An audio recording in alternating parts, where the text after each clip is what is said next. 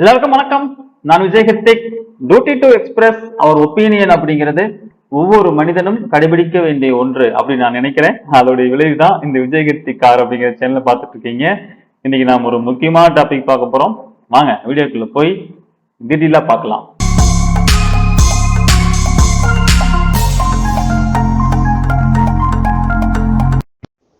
Hello, இங்க வேலூர்ல இருந்து பேசுறேன் சார். சொல்லுங்க சார். அதான் சார், இங்க நம்ம நீங்க சொன்ன மாதிரி அந்த கம்ப்ளைண்ட் பண்ணோம்னா அமௌண்ட் வர்றதுக்கு வாய்ப்பு இருக்குன்னு சொல்லி சொன்னீங்களே சார் நீங்க. ஆமா, இங்க நம்ம டீம் லீடர் கிட்ட போய் நான் சொன்னேன் சார். நான் வந்து ஜஸ்ட் 360 rupees தான் பண்ணிருக்கேன் அதுல பேசிக்கா.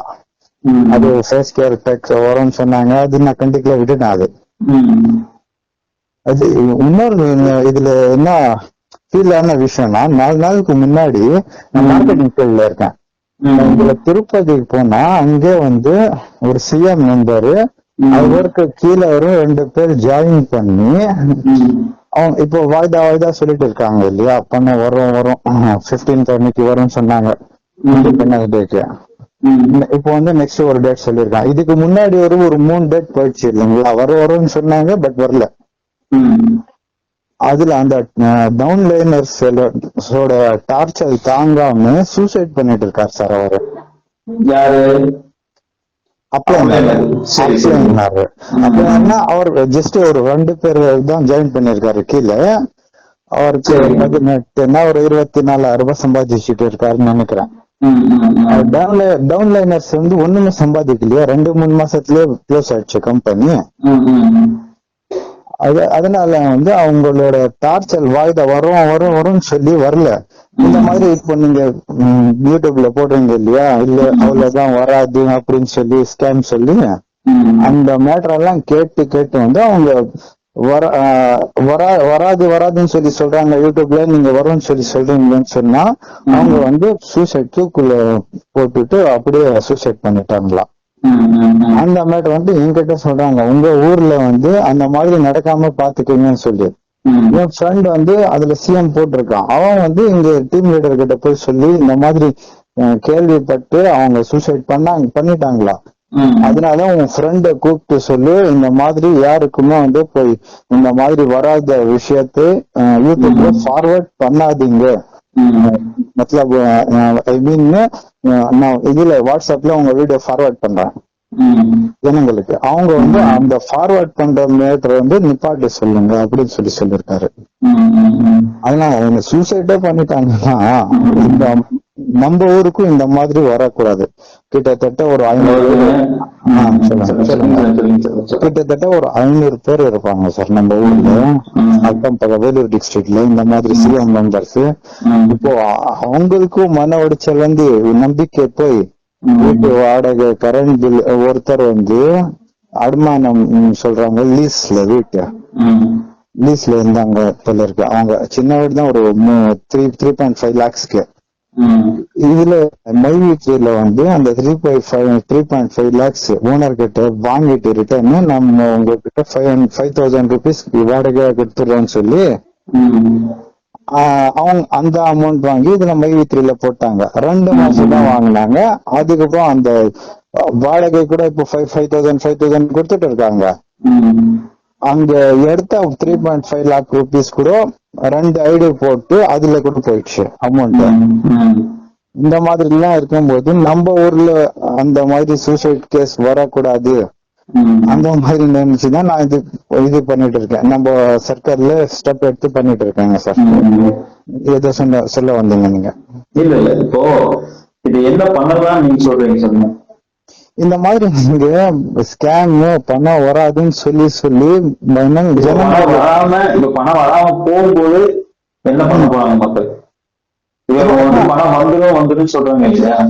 ஆமா. இப்ப கடைசியில வரலன்னா என்ன பண்ணுவாங்க? அதான் சார், அவங்க சத்யானந்தன் உள்ளதானே இருக்காரு.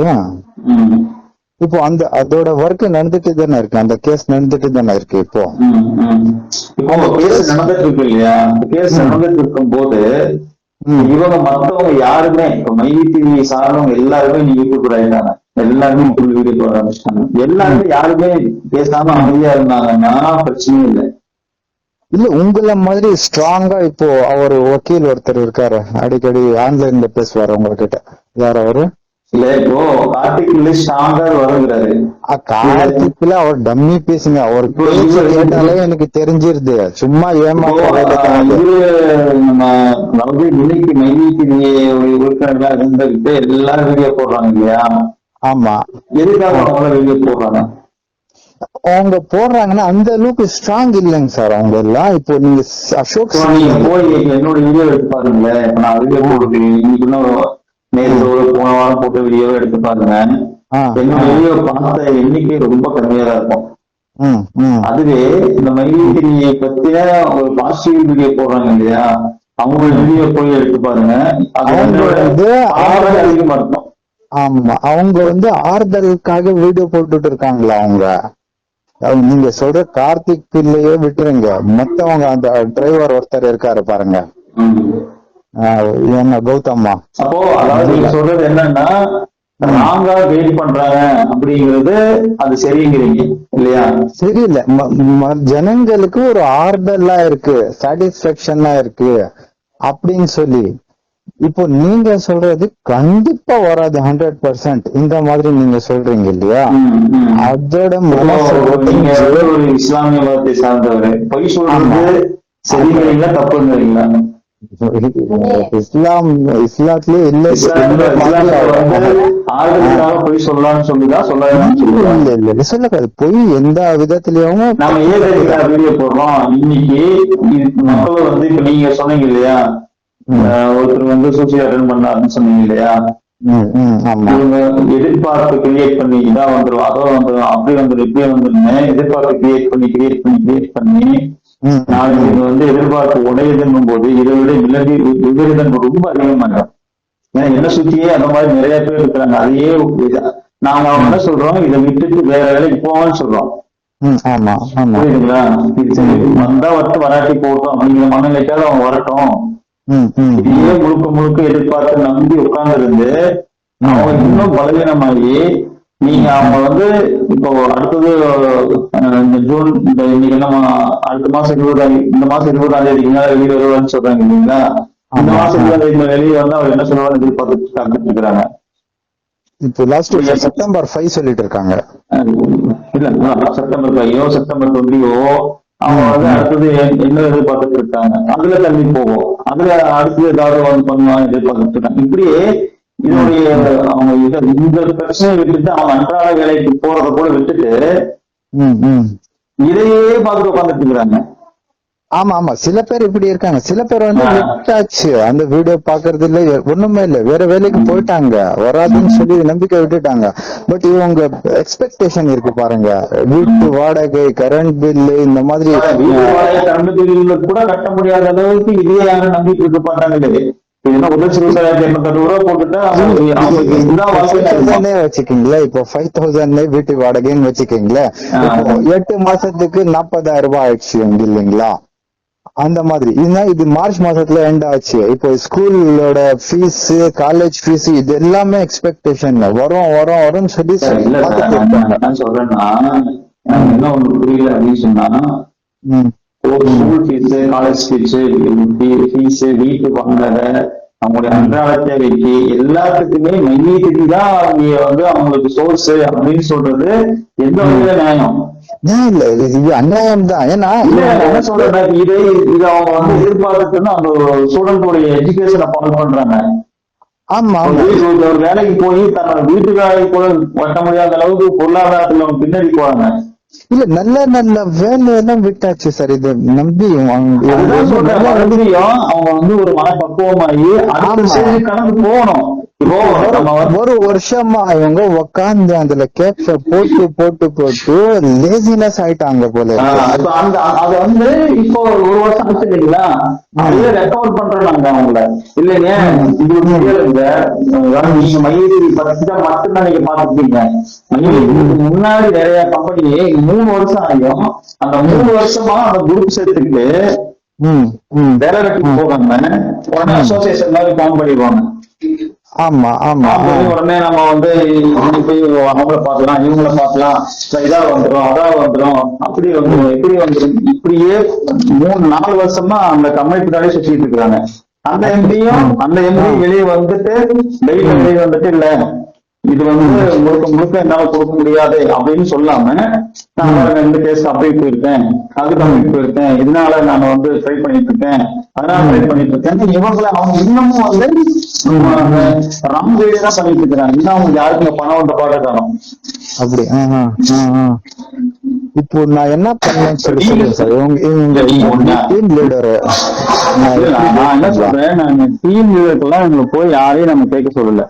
நாம யாராவது டீம் லீடர் மேல போய் இன்னொரு கேளுங்க அவங்களுக்கு உங்க சேர்த்து விட்டு அவங்க கேளுங்க அப்படிங்கிறது அவங்க தானே ஸ்டெப் எடுத்து அந்த கேஸ் கொடுப்பாங்க. இப்போ நான் என்னோட டீம் 4 லட்சம் ரூபாய் 4 லட்சம் ரூபாய் சம்பாதிட்டாங்களா நான் கேட்டேன். அந்த 4 லட்சம் ரூபாய் எப்படி சம்பாதிச்சீங்க கீழே இருக்கிறவங்க கிட்ட தானே நீங்க வாங்குனீங்கன்னு சொன்னா அது ஒத்துக்கிறதுக்கே தயார் இல்லையா? இல்ல அதாவது அவங்க போய் என்னைக்கும் சரி நீங்க கொடுங்கன்னு சொல்ல மாட்டாங்க. அவங்களா தானா போய் பசிச்சா அவன் சோறு திம்பாங்கல்ல அந்த மாதிரி ஒரு ஸ்டேஜுக்கு மேல அவங்க போயிட்டு அவங்க ஸ்டெப் எடுக்கிற ஸ்டேஜ் வந்துடும்ல. ஆமா ஆமா இப்ப நீங்க போய் இதை செய்யுங்க அப்படின்னு சொன்னா வாங்கன்னு அவங்க ஒத்துக்கிடுவாங்க இல்லைங்களா? நம்ம மக்களுடைய பழக்கம் என்னன்னா ஏதாவது ஒரு வைத்தியம் சொன்னா அந்த மருந்தை நீங்களே செஞ்சு கொடுத்துருந்தோம்பாங்க. அப்ப அந்த மாதிரி சொல்லுவாங்கன்ட்டு அவங்க எதுவும் சொல்ல மாட்டாங்க. கடைசியில நானா போய் கொடுக்க சொன்னேன் நீங்க தானே போனீங்க அங்க பாத்துக்கோங்கன்னு சொல்லிடலாம். நான் வெயிட் பண்ணுங்கன்னு சொன்னேன் எத்தனை வருஷம் இல்ல வெயிட் பண்ணுங்க நமக்கான இது பொறுமைதான் அப்படின்னு நான் சொன்னேன். நீங்க அதையும் மீறி போய் கொடுத்தீங்க நீங்க தான் பாத்துக்கணும் அவங்க நெக்ஸ்ட் போயிடுவாங்க. எனக்கு அதான் அந்த மாதிரி நம்ம ஊர்ல நடந்துடக்கூடாது அப்படின்னு சொல்லிதான் நான் நினைச்சேன். அதான் உங்களுடைய எண்ணம் கரெக்ட் தான். இது வந்து நல்லா விசாரிச்சு பாருங்க. அவங்க இதுக்காக அவங்க பண்ணிருக்க மாட்டாங்க. வேற ஏதாவது பின்னணி இருக்குங்க. எதுக்கு அது சூசைட்க்கு? ஆமா ஆமா. ஏன்னா 1.5 லட்சம் ரூபாய் போட்டுட்டு 1.5 லட்சம் ரூபாய்க்காக அவங்க போய் சூசைட் போறாங்க அப்படிங்கறதெல்லாம் டார்ச்சர் இல்ல. அவங்க இப்போ எம்பிக்கு டார்ச்சர் இருக்குன்னு வச்சுக்கோங்களேன் அது ஓகே. எம்பி கிட்ட எத்தனை லட்சம் பேருக்கு அவங்க பதில் சொல்லணும். ஒரு டைரக்டர் கேட்டகரி இருக்கிறாங்க அவங்க டார்ச்சர்னா ஓகே. இது வந்து அவங்க கீழே 4 பேர் இருக்காங்க 2 பேர் இருக்காங்க அப்படிங்கிறது வந்து வேற ஏதாவது பின்னணி இருக்குங்க. அப்படி சொல்றீங்களா? இல்ல அவங்க சேர்க்கும் போது கண்டிப்பா வரும் இது லைஃப் லாங்கா எல்லாம் சொல்லுவாங்க எல்லாம் சொல்லுவாங்க. ஓ இப்ப நீங்க என்ன வியாபாரம் பண்றீங்க? லெதர் பிசினஸ் பண்றீங்க இல்லையா? எப்பயுமே வியாபாரத்துல வியாபாரியா இருக்கிறவன் ஒரு பொருள் என்னத்தையாவது சொல்லி விற்கதான் பார்ப்பான். ஆமா வாங்குற கன்சியூமர் தான் அது நல்லதா கெட்டதா அது எனக்கு வேணுமா வேண்டாமா உண்மையிலேயே இவங்க சொல்றதெல்லாம் வந்து அந்த மாதிரி எல்லாம் வந்து தரமா இருக்குதான்னு அது யாருடைய பொறுப்பா போகுது? வாங்குறவங்களுடைய பொறுப்புல தான் எப்பயுமே போகும். ஆமா ஆமா. அதனாலதான் வாங்குறவங்க ஒரு 10 ரூபாய் கம்மியா கிடைக்குமா அப்படின்னு அவங்க பார்ப்பாங்க. நஷ்டம் ஆவானா ஆக மாட்டான்னு அவங்க பார்க்க மாட்டாங்க. எவனாலும் ஒரு கஷ்டத்துல வந்து ஒரு வீட்டை விற்கிறான் அப்படின்னா அது அவங்க பயன்படுத்திக்க பார்ப்பாங்க இல்லையா? அவன் கஷ்டத்துல இருந்து விற்கிறானே அவன் நம்ம எப்படி கம்மி விலைக்கு வாங்குறது அப்படின்னு அவங்க பார்க்க மாட்டாங்க. அதனாலதான் விற்கிறவன் ரொம்பவும் வந்து அவன் கவனமா இருப்பான். விற்கிறவன் வாங்குறவனை ஏமாத்த நினைக்கிறதும் வாங்குறவனை விற்கிறவன் ஏமாத்த நினைக்கிறதும் இது நம்ம சமுதாயத்தில் நடந்துட்டே தான் இருக்கும். கரெக்ட். சோ அவங்க பாயிண்ட் ஆஃப் வியூல அவங்க வந்து கவனமா இருந்துக்கணும். இது இந்த கம்ப்ளைண்ட் பத்தி ஸ்டெப் எடுக்கணும்னு சொல்றீங்களா? நீங்க அப்படி சொன்ன அவர்களுக்கு நகைத்தறி மூலியமா தான் ஒருத்தர் இறந்தாரு அப்படின்னா அதெல்லாம் என்ன நியூஸ்ல வந்துருக்காங்க சார். அது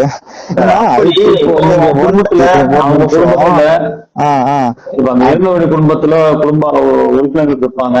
கண்டிப்பா ஒருத்தர் இதுக்காக தூக்கு போட்டு இறந்தாரு அப்படின்னா அந்த செய்தி காவல்துறை வரைக்கும் போயிருக்கோம். இந்த மாதிரி 4 பேர் வந்து பணம் கொடுன்னு எங்க அப்பாவையோ இல்ல அது இறந்து ஆனா பெண்ணோ இந்த மாதிரி அம்மாவையோ வந்து நோய் நம்ம வீட்டுல சேர்த்து விடாரு பணம் வரலன்னு சொல்லிட்டு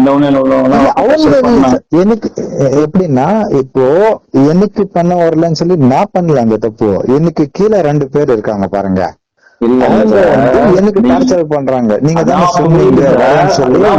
இப்போ ஒருத்தர் வந்து நீங்க ஒரு பிசினஸுக்கு ஒருத்தர் கைட் பண்றீங்க, ம் ம் நீங்க சொல்றீங்க எவ்வளவு வரும் அவ்வளவு வரும்னு சொல்றீங்க. ஆமா, அந்த மாதிரி வரலன்னு அவங்க உங்களை வந்து கேக்குறாங்க, அதான் டார்ச்சர். ஆமா அவங்களுடைய டார்ச்சர் அவங்களையும் சூசைட் பண்ணிட்டாங்க அப்படின்னா, ஆமா. உங்க குடும்பத்துல உங்க மனைவியோ ம், குழந்தைகளோ உங்க சகோதரரோ உங்க தாயாரோ எல்லாம் இருப்பாங்க இல்லையா, இவங்க ஆமா. ஒருத்தர் தற்கொலை தோன்றாங்கன்னா அதுல வெளியே வராம இருந்திருக்காது. ஆமா, அது அது போலீஸ் கேஸ் திருப்பதி வரைக்கும் ஆயிருக்கும். இந்த மாதிரி தற்கொலை பண்ணிட்டாங்க அப்படிங்கும்போது கண்டிப்பா அது போலீஸ் கேஸ் வரைக்கும் ஆயிருக்கும். போலீஸ் கேஸ்ல வந்து இவங்க இந்த உங்க குடும்பத்தை சார்ந்தவங்க சொல்லுவாங்க, அநியாயமா எங்க அப்பா வந்து டார்ச்சர் பண்ணி வந்து தற்கொலை பண்ண வச்சுட்டாங்க, அது காரணம் மைவேத்திரி தான், மைவேத்திரில பணம் போட்டு வரலன்னு தான் இவ்வளவு தூரம் வந்து அவங்க வந்து எல்லாம் எங்க வீட்டுல இருந்து பேசினாங்க. இதெல்லாம் வெளியே வந்திருக்கு, நியூஸ்ல வந்திருக்கும். இவ்வளவு தூரம் ஸ்ப்ரெட் ஆகாம இருக்காதுங்க. அது திருப்பதியில அதுக்காக வர அது ஏதோ வேற ஏதாவது அவங்க சொல்லியிருப்பாங்க. அந்த மாதிரி நடந்திருந்தா இமிடியேட்டா அதெல்லாம் ஒண்ணு நியூஸ் ஸ்ப்ரெட் ஆயிருங்க. வேற ஏதாவது ஃபேக் நியூஸா இருக்கலாம். அதான் சொன்னாங்க, இதெல்லாம் யூடியூப்ல பார்த்து பார்த்து வரோம்னு சொல்லி சொல்லி அவங்களுக்கு வாக்கு கொடுக்காம வாக்கு காப்பாத்த முடியலன்னு சொல்லி. நம்ம ஆந்திராவில எல்லாம் தமிழ்நாட்டு மக்கள் தான் இந்த மைவேத்திரி அதிகம். ஆந்திராவில எல்லாம் அவ்வளவு மக்கள் எல்லாம் அங்க பணம் போட்டு எல்லாம் இருக்குங்க சார். அது நான் பார்த்தேன் சார். ஸ்டோர் எல்லாம் இருக்கலாம். அப்படி இருந்து நீங்க சொல்ற மாதிரி இருந்திருந்தா ஒரு தூக்கு போட்டு சாகுறாருன்னா இதுதான் ரீசன் அப்படின்னு சொல்லிட்டு அவங்களுக்கு வந்து தெரியுதுன்னா, அதை சார்ந்தவங்க அந்த இறந்தவங்க குடும்பத்தை சார்ந்தவங்க கண்டிப்பா அந்த செய்தி வெளியே கொண்டு வந்திருப்பாங்க. இவங்கதான் தற்கொலைக்கு தூண்டிய இறந்துட்டாரு, அவங்க மேல ஆக்ஷன் எடுங்க அப்படின்னோ, அந்த நிறுவனத்தின் மேல ஆக்ஷன் எடுங்க வெளியே வந்திருப்போம். அப்படி சொல்றீங்க. கரெக்ட். அந்த மாதிரி அப்ப நீங்க சொல்றது வந்து ஏதோ தவறா சொல்லிருக்கலாம். இல்ல, அந்த ஸ்டோர்காரர் தான் என்கிட்ட சொன்னது. ஸ்டோர்காரர்னா கண்டிப்பா பேசி இருப்பாரு. அப்படியா? அவர் சப்போர்ட்டா தானே இருப்பாரு. அவர் எதுக்கு இந்த மாதிரி சொல்றாருல்ல? ஆமா, என்கிட்ட உங்க தமிழ்நாடு தானே கம்பெனி, உங்க அங்க எப்படி இருக்குன்னு சொல்லி இப்படியே கேட்டு அவர் சொன்னது. அவர்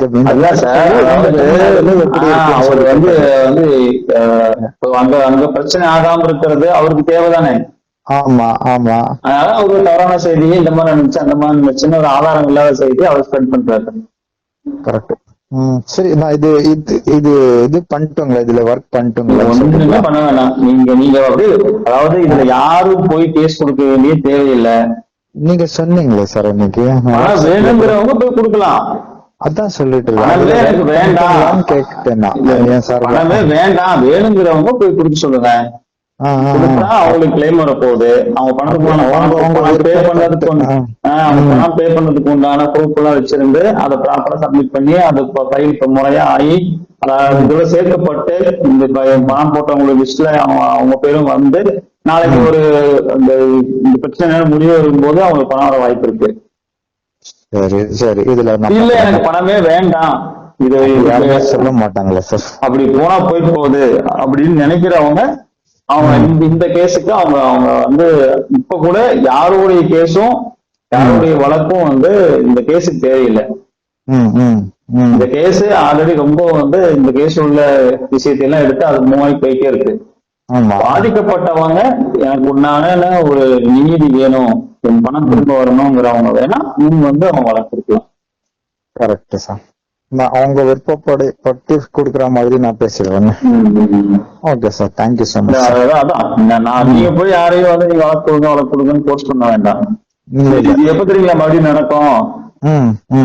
பணம் வராது இவங்க சொல்றத சுத்தி இருக்குன்னு சொல்றது பூரா பொய்யும் போது அவங்க கண்டிப்பா அவங்களுக்கு வந்து பொய் எத்தனை நாளைக்கு வந்து நிக்கும்? நிக்காது இல்ல, தானா எல்லாம் வெளியே வருவாங்க. அப்ப என்ன ஆகும் அப்படின்னா, நாங்க எதுக்கு தெரியுங்களா வந்து சீக்கிரம் வந்து சில பேர்லாம் வந்து நம்ம கிட்ட கூப்பிட்டு கேட்டாங்க, எப்படி வந்து கொடுக்குறதுன்னு கேட்டாங்க. அதுக்காக தான் அந்த அட்ரஸ் எல்லாம் போட்டோம். எதுக்காகன்னா அவங்க ஜாமீன் வரதுக்கு முன்னாடி அவங்களுக்கு ஒரு பணம் கிடைச்சதுன்னா கஷ்டப்படுறவங்களுக்கு உதவியா இருக்கும். இல்லைன்னா கேஸ் தீர்ப்பாகி வரவங்க தான் வரும். தீர்ப்பாகி வர்றதுங்கிறது குறைஞ்சது 10 வருஷம் ஆயிடும். 10 வருஷம் ஆயிடும். 10 வருஷம் ஆயிடும். இந்த கேஸ் எல்லாம் 10 வருஷம் நடக்குங்க. இப்போ இப்போ டோட்டலா இப்போ கோர்ட்டுக்கு எத்தனை கேசஸ் போனா இவங்க சொத்து எல்லாம் இருக்காது? எத்தனை கேஸ் அத்தனை கேஸ் எல்லாம் கிடையாதுங்க. இப்போ நீங்க சொன்ன ஒரு 25 50 பேர் அப்படிலாம் கிடையாது. 50 லட்சம் ரூபாய் கொடுத்துட்டு வந்துருவாங்க ஜாமீன்லன்னு சொன்னீங்க நீங்க. அப்படிலாம் கிடையாது. எத்தனை பேரும் வந்து அவங்க வந்து கேஸ் ஃபைல் பண்ணாலும் அவங்க ஜாமீன் வரணும் போது அந்த பணத்தை வந்து அவங்க பே பண்ணிட்டு ஜாமீன் வெளியே வர மாதிரி இருக்கும். ஆமா, அது தொகை கம்மியா இருந்துச்சுன்னா ஈஸியா பே பண்ணிட்டு வந்துருவாங்கன்னு அப்படி சொன்னீங்க. கிடையாது, அப்படி கிடையாது. அது எத்தனை லட்சம் ரூபாய், இப்ப உதாரணத்துக்குங்க, நாளைக்கு தீர்ப்பு வருது, தீர்ப்பு வரும்போது இத்தனை கிட்ட பணம் வாங்கிருக்கீங்க, அந்த பணத்தை திருப்பி கொடுங்கன்னு சொல்லுது. அப்ப என்கிட்ட பணம் இல்லைன்னு சொன்னா நான் அப்படிலாம் கிடையாதுங்க. நீ பணத்தை வாங்கியிருக்கிற, நீ அந்த பணத்தை என்ன வேணா பண்ணிருக்க, அதை நீங்க வந்து கொடுக்கணும்னா திருப்பி தான் கொடுத்தாகணும். ஆமா, நான் அதை வந்து செலவு பண்ணிட்டேன், எல்லாம் வந்து மிட்டாய் வாங்கி சாப்பிட்டுட்டேன், தொலைச்சிட்டேன் அப்படிலாம் சொல்ல முடியாது. இல்ல முடியாது. அதேதான் இப்ப ஜாமீனுக்கு முன்னாடியும் இப்ப என்னன்னா வந்து அவங்களுக்கு இன்னைக்கு பசி இருக்குது, இன்னைக்கு அவங்களுக்கு வந்து கடன் வாங்கி இருக்காங்க, நீ சொல்ற மாதிரி நிறைய அவங்களுக்கு தேவை இருக்குது, இன்னைக்கு அவங்களுக்கு நிறைய தேவை நிறைவேற்றத்துக்கு உதவியா இருக்குன்னு தான் உடனே போய் கொடுக்க முயற்சி பண்ணுங்கன்னு சொல்றோம். ஆமா, 10 வருஷம் கழிச்சு அதை வந்து அது வரும், 10 வருஷம் கழிச்சு இன்ட்ரெஸ்டோட வரும். கால 10 வருஷம் கழிச்சு தானே வரும். ஆமா, வேஸ்ட் தானே அந்த மாதிரி இருந்துச்சுன்னா. வேஸ்ட் கிடையாது, இன்னைக்கு அவனுக்கு பசிக்கு ஆகாது. ஆமா ஆமா, இன்னைக்கு இன்னைக்கு அது நாளைக்கு அந்த காலத்துக்கு வரும்போது அவங்களுக்கு ஏதாவது ஒரு தேவையை கண்டிப்பா பூர்த்தி பண்ணும். அந்த பணம் தேவை யாருக்கு வந்து தேவையில்லாம போகுது, அதெல்லாம் பூர்த்தி பண்ணும். ஆனா இன்னைக்கு அவங்களுக்கு இருக்க சிரமத்துக்கு அது ஆகாம போயிருங்க. கரெக்ட் சார், கரெக்டுங்க சார். ஓகேங்க sir, thank you so much sir. நான் பாக்குறேங்க சார். உங்க பேருங்க? அர்ஃபாத். ஆமா, நான் லெதர்ல key chains, visiting card holders, இந்த மாதிரி வேலட்ஸ் இந்த மாதிரி தயாரிச்சு நம்ம எனக்கு ஸ்டார்டிங்ல உழைக்காம வர்ற பணம் வந்து நிக்காது, ஒரு லிமிடெட் தான் வரும் அப்படின்னு சொல்லி எனக்கு ஸ்டார்டிங்ல இங்க ஐஎம்ஏன்னு சொல்லி பெங்களூர்ல ஒரு இருந்துச்சு பாருங்க. 1 லட்சம் ரூபாய் போட்டா ஒரு 5,000 ஏதோ வரும்னு சொல்லி, அதுல நம்ம ஊர்ல வந்து கிட்டத்தட்ட ஒரு 100 பேர் போய் வேஸ்ட் ஆயிடுச்சு. அவங்க வந்து துபாய்க்கு போயிட்டாங்க, எல்லாமே லாஸ். அப்படி இருக்கும்போது நிறைய எக்ஸ்பீரியன்ஸ் இருக்கு இதுல. அதெல்லாம் நான் ஃபர்ஸ்ட் நான் ஒருத்தருக்கு ரெஃபர் பண்ணேன், ஓஎம்மா இருந்து நான் ரெஃபர் பண்ணேன். அவர் வந்து நல்லா இருக்கா, 360 rupees ரீசார்ஜ் பண்ணணுமான்னு சொல்லி அவர் என் டவுன்லைன் சொல்லி நான் 360 பண்ணேன் அதுல. அதுக்கப்புறம் வந்து நான் அதோட நிப்பாத்துட்டேன். அதுக்கப்புறம் அவர் வந்து என் டவுன்லைன் வந்து இதுல 1-to-1 பிளான் இருக்கா, 1,21,260 rupees பண்ணணுமான்னு சொல்லி சொன்னாரு. எனக்கு விட்டுரு, நீயோ போவாதுன்னு சொன்னேன். என் பேச கேட்காம அவர் போய் போட்டாரு. அவர் போடும்போது உன் அப்ளைன் போட்டாதான் வந்து நீ போட முடியும்னு சொல்லி அவர்கிட்ட சொல்லியிருக்காரு. அவர் என்கிட்ட கேட்டாரு, நான் கண்டிப்பா முடியாதுன்னு சொல்லிட்டேன். அவர் வந்து வேற ஐடியில போட்டு, அவங்க வீட்டுல இருக்கிறவங்க வேற ஐடியில போட்டு அப்படியே மூவ் பண்ணிட்டாரு. அவரு தான் அது வீட்டு அடமானம் எடுத்து அந்த லீஸ் பணம் எடுத்து இதுல போட்டு அது அந்த லைன்ல அப்படியே போயிடுச்சு. நான் அப்படியே சொல்லிட்டேன், இது எத்தனை நாளைக்குன்னு சொல்லி பாக்கலாம்னு சொல்லி அப்படியே கரெக்டா ஆயிடுச்சு. அது இப்ப கூட அவங்க வரும்னு சொல்லி தான் சொல்லிட்டு இருக்காங்க, வராதுன்னு சொல்லி கண்டிப்பா ஒரு உங்களுக்கு வந்து கலைமகள் சபா தெரியுங்களா? கல்யாணம் கலைமகள் சபான்னு ஒரு நிறுவனம் தெரியுங்களா, கேள்விப்பட்டிருக்கீங்களா? இல்லைங்க சார். அது வந்து பாத்தீங்கன்னா நீங்க இன்வெஸ்ட்மெண்ட் பண்ணீங்கன்னா உங்களுக்கு லேண்ட்ல சம்திங் வந்து அவங்க பல வருஷத்துக்கு முன்னாடி வந்து உங்களுக்கு ஒரு இது மாதிரி பண்ணி கொடுப்பாங்கன்னு வந்தாங்க. இதெல்லாம் நடந்து 30 வருஷம் ஆகுதுங்க. 30 வருஷம் இன்னைக்கு வரைக்கும் யாரும் கிளைம் இல்ல. ஆனா நீங்க சபை போய் கேட்டீங்கன்னா வராதுன்னு சொல்ல மாட்டாங்க. அவங்க ஓனர் வந்து அப்படியே ஓடிட்டாங்களா? எனக்கு அவருடைய என்ன ஆச்சு அப்படின்னு தெரியலைங்க. ஆனா கலைமகள் சபாங்கிறது ரொம்ப பிரபல்யமா போயிட்டு இருந்தாங்க. அது நிறைய பேரு தன்னுடைய சேமிப்பு எல்லாம் கொண்டு போய் அதுல போட்டாங்க. இப்ப நீங்க கலைமகள் சபாங்கிறது ஹெட் குவார்டர் எங்க ஊர் தான். கோயம்புத்தூருங்களா? இல்ல இல்லைங்க, ஈரோடு. ஈரோடு இல்லைங்க, 2 நாள் முன்னாடி தான் நான் ஈரோடுல தான் இருந்தேன். திருச்செங்கோடுல இருந்தேன். இன்னமும் அந்த பில்டிங் எல்லாம் பேங்க் ஆக்ஷன்ல ஏலத்துக்கு போய் அதை எடுத்து வேற வேற வீடு இடிச்சு கட்டிட்டு இருக்கிறாங்க. இது மாதிரியே உங்களுக்கு வந்து பாசில்னு ஒரு கம்பெனி வச்சு தெரியுங்களா? இல்லைங்க சார், எனக்கு ஐஎம்எஸ் சொல்லி ஒரு இருந்துச்சு பெங்களூர்ல. இந்த மாதிரி எல்லாம் எத்தனை வருஷமா பாக்குறீங்க? இது நான் வந்து வெஸ்டேஜ் பண்ணேன், அதுக்கப்புறம் எம்ஐ லைஃப் ஸ்டைல் பண்ணேன். அதுல வந்து நம்ம கட்டின பொருளுக்கு கட்டின அமௌண்ட்டுக்கு அது வேறங்க, அவங்க வந்து மார்க்கெட்ல இருக்காங்க, ப்ராப்பரா பண்றாங்க.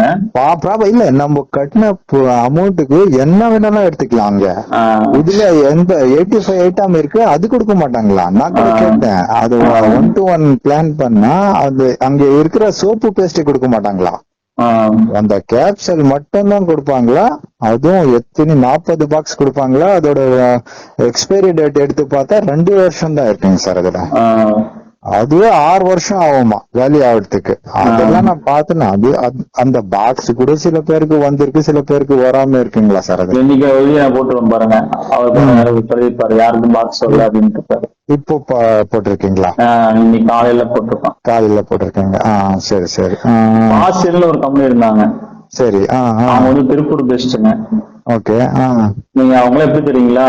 அவங்க ஆபீஸ் போனீங்கன்னா ஒரு ரூம் இருக்குன்னா ரூமுக்குள்ள பணமா அடிக்க வச்சிருப்பாங்க. நான் போனது இல்ல, நான் பார்த்தது இல்ல. ரூமுக்குள்ள அப்படியே பணமா அடிக்க வச்சிருப்பாங்களாம். ஓகே. நீங்க வந்து பணத்தை அவங்க கட்டுறதுக்கு ஒரு நாள் கீழே நிக்கணும், டோக்கன் வாங்கிட்டு அடுத்த நாள் தான் வரணும். சரி. உங்க பணத்தை கொண்டு போய் இன்வெஸ்ட்மெண்ட் பண்றதுக்கு அந்த அளவுக்கு வந்து வசூல் பண்ணிட்டு இருந்தாங்க.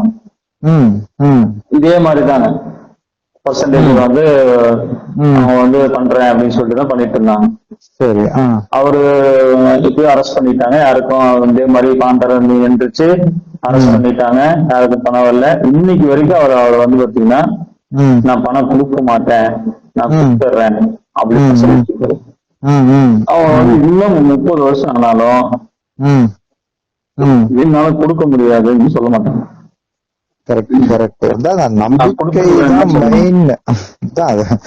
வராதுன்னு சொல்லி விட்டுட்டு போனா அது பெஸ்ட். இது வரும்னு சொல்லி பார்த்து டைம் வேஸ்ட் பண்ணி அவர் டிரைவர் இருக்காரு, அவரு கௌதம்மா, நல்லா எஜுகேஷனலா இருக்காரு, நல்லா படிச்ச மாணவர் மாதிரி இருக்காரு. அவரு கூட புரியலீங்களா சார் நீங்க சொல்ற மாதிரி? அவரு வரும் ரெயின்போ பிளான்னா என்னென்னமோ சொல்றாரு அவரு. அசோக் சார் கிட்ட எல்லாம் என்ன பண்றாங்கன்னாங்க, இன்னைக்கு ஒரு ட்ரெண்டா ஒரு விஷயம் இருக்குதுன்னா அத வந்து அது அவங்க சாதகத்துக்கு பயன்படுத்திக்கிறாங்க, அவ்வளவுதான். சொல்ற மாதிரி அவர் டாப் அப்ளைனரா இருப்பாருங்க சார் அவரு.